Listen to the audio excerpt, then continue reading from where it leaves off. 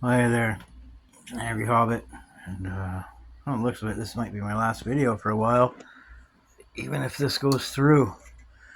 But I just wanted to talk for a few minutes about words and, and how important they are. Um, no, I do not believe words are violence. I believe words are simply a tool of communication.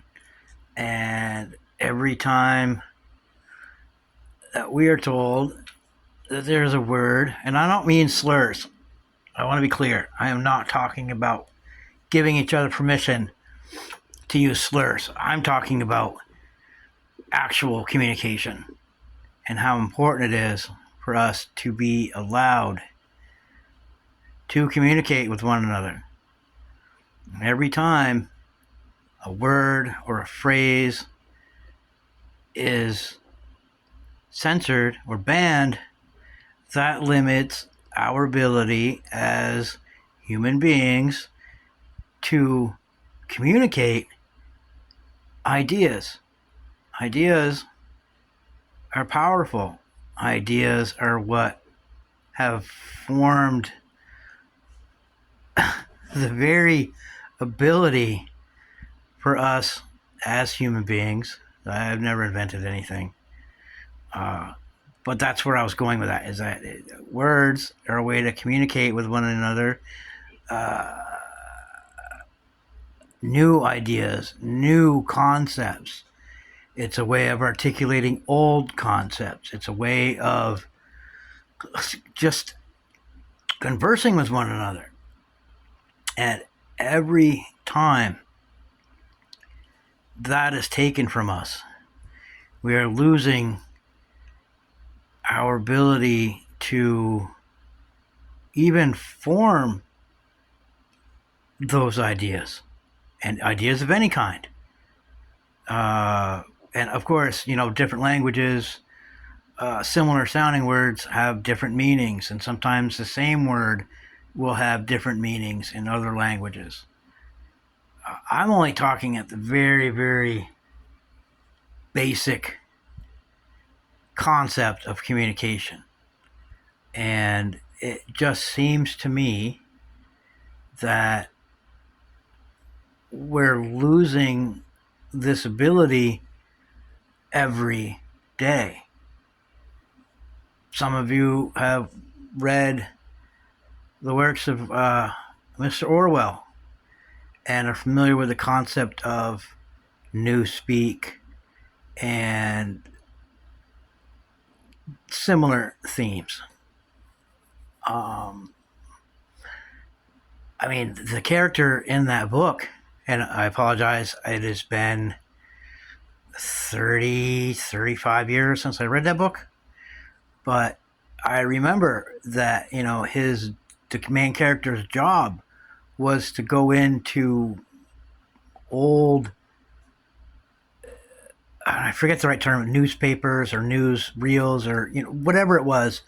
Uh, but I always envisioned it as basically him going through old archives that were on microfiche and either outright deleting or uh, changing wording to lean one way or another. And it bothered me back then as a teenager. I was in middle school. I think I was in seventh or eighth grade when I read that book, and I read that for pleasure. It wasn't required reading. I didn't have to read it for a book report or whatever. I read it because I wanted to.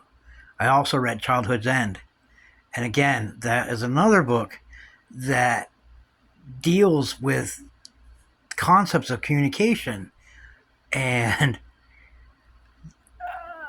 if you haven't read Childhood's End, it's a very short book. It's amazing. I don't remember the author's name. Again, I was in what we used to call junior high school back then. It's now middle school for some reason. Uh,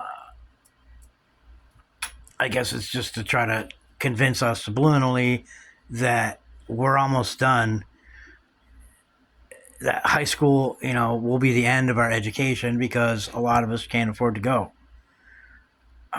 Anyway, I'm running out of time. So just think about what I'm saying or what I said, and please understand that this is coming from the perspective of someone who spent most of their childhood living out in the middle of nowhere, and books were the only way that I could experience the outside world in a lot of ways. And I certainly read a lot of fiction. I had enough reality living as a dirt poor individual in this country, the United States, that I that was the news. That was what was on TV, and that to a young child, I don't want to watch that. I want to watch cartoons. So books was a way that I personally could choose where I went and how I went there, and just had some really amazing experiences. And the way it seems, in my opinion,